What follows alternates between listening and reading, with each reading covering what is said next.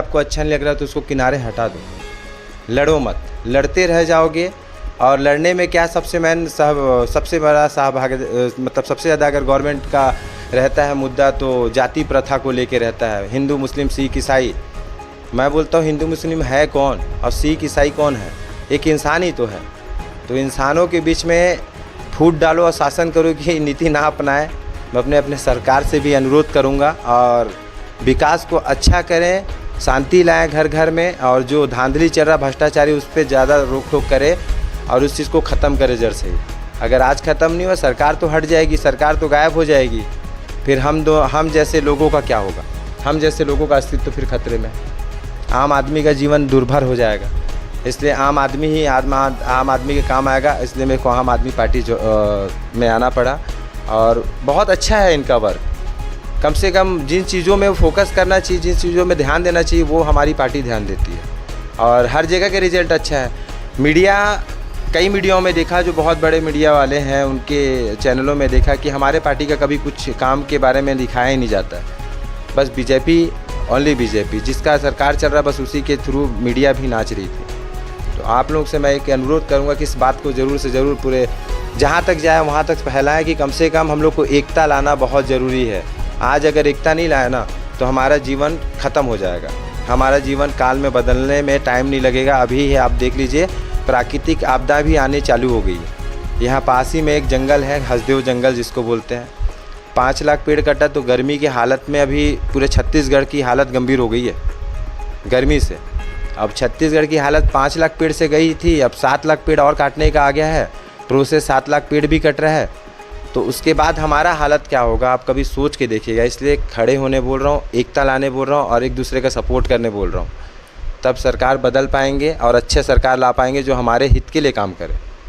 अगर ऐसी बात है तो आप बोल रहे हैं कांग्रेस बीजेपी दोनों एक ही हैं, और आम आदमी पार्टी यदि अच्छी थी तो हारी क्यों और अपराध क्यों दर्ज हुए? हारने का सबसे मेन रीज़न ये था, हारने का सबसे मेन समस्या था कि भाई हमारे काम को मीडिया कभी दिखाई ही नहीं। मीडिया के ज़रिए ही लोग जानते हैं कि मोदी सरकार कौन है। मीडिया के ज़रिए ही लोग जानते हैं कि मोदी का काम कैसा है। एआई के थ्रू बनाया हुआ काम वर्क जो रहता है मोदी सरकार मोदी सरकार के द्वारा दिखा दी जाती है। जो काम को आप जाके देखें तो बंजर से बंजर काम है, मतलब बहुत घटिया भ्रष्टाचारी काम होता है। चलिए ठीक है, आप जो बोलें सही है, लेकिन पब्लिक जो काम देखता है तो पब्लिक आपके सपोर्ट क्यों नहीं की? पब्लिक मेरा सपोर्ट इसलिए नहीं क्योंकि यहाँ पर भी भ्रष्टाचार बहुत सारी चीज़ों में, इलेक्शन में पैसा बांटना वो सबको पता था। पैसा बांट के, साड़ी बांट के, अब लोग जान रहे हैं कि मिडिल क्लास हैं और मिडिल क्लास बिना पढ़े लिखे लोग हैं। उनके दिमाग में जो डाला जाएगा शुरू से वही डाला गया कि पैसा है, इलेक्शन है तो त्यौहार है और त्यौहार को पैसा लो और पैसा मतलब त्यौहार बनाओ, पियो, खाओ और एंजॉय करो और बाद में लास्ट में उसी इंसान को चुनो जो इंसान आपके साथ भ्रष्टाचार करेगा। नगर पंचायत अभी जो चुनाव हुआ है शिवनंदनपुर का, उसमें क्या लगता है? उसमें भी धांधली हुआ था, उसमें भी लगा, बहुत सारे लोगों के मुंह से तो सुनने में आया कि भाई यहाँ पर क्या बोलते हैं एक दूसरे में गठबंधन हो गया था। अब गठबंधन हुआ था नहीं हुआ था क्योंकि इसमें एक भी अपोजिशन कोई भी पार्टी या पार्टी नहीं, निर्दलीय इंसान भी तो एक भी तो जीतना चाहिए था। एक उम्मीद बना के बहुत कोई रखा था। 45 मेंबर खड़े थे, 45 प्लस थे लगभग। अब वहाँ पर से बस 15 मेंबर निकले, अभी बीजेपी कांग्रेस से ही निकले। मेरे को कई जगह पे कई वार्ड में बताऊंगा कि एक सीरियल बाई नंबर मिला, 4 5 6 0 A2 ऐसा टाइप से एक नंबर सीरियल। मैं बोला कि इस टाइप से कभी भी कोई ऐसा नहीं होता, 0 तो कहीं उम्मीद ही नहीं रहता। 12 नंबर वार्ड से मेरे पार्षद महोदय जी खड़े हुए थे, विजय पठारी जी, उनका घर 12 नंबर वार्ड में ही है। उनकी वाइफ है, उनके बच्चे हैं, वो 2 तो दिए होंगे ना। उनका भी एक वोट, सिंगल वोट आया था 12 नंबर वार्ड से। तो मैं क्या समझूँ, सरकार का देन समझूँ या फिर लोगों का देन समझूँ? लोग तो बदलाव चाहते थे, लोगों से वार्तालाप किया, जनसंपर्क किया तो समझ में आया कि मेरे अपने परिवार वाले, पूरे परिवार है मेरा शिवनंदनपुर, और ये परिवार में हर कोई समस्या में ही चल रहा है। मैं किसी के घर में भी जाके बैठ जाऊँ और मैं बोलूँ कि आप खुश हो, क्या विकास से खुश हो, या आपके घर में जो खुशी रहनी चाहिए, समृद्धि रहना चाहिए, जो आप हर कोई इंसान वर्क भी कर रहा है, वर्क के हिसाब से उनको पेमेंट भी नहीं होता है। अब 15,000 10,000 रुपये पेमेंट कमाने वाला एक मिडिल क्लास ही होता है।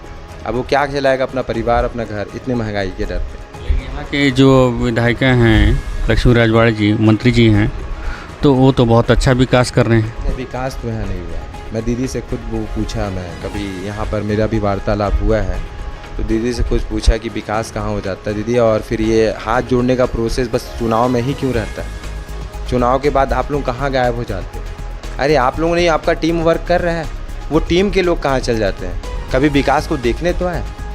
जो रोड बन रहा है, रोड बनने के बाद बस फोटो सेशन हो रहा है, फ़ोटो से क्लिक होके गवर्नमेंट के पास चल जा रहा है कि रोड बन गया है। रोड कैसा बना है कि कभी चेक तो करो।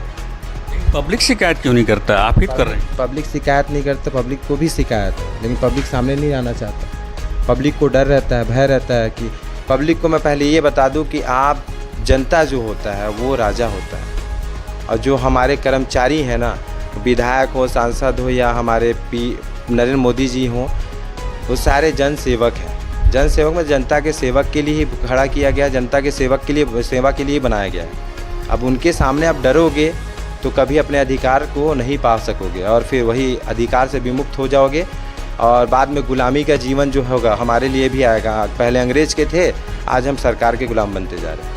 तो सरकार से भी निवेदन रहेगा, गुलाम बनाने का प्रोसेस है तो बंद कर दो, क्योंकि सरकार अगर गुलाम बनाना चाहता है तो फिर अच्छे से गुलाम बना ले।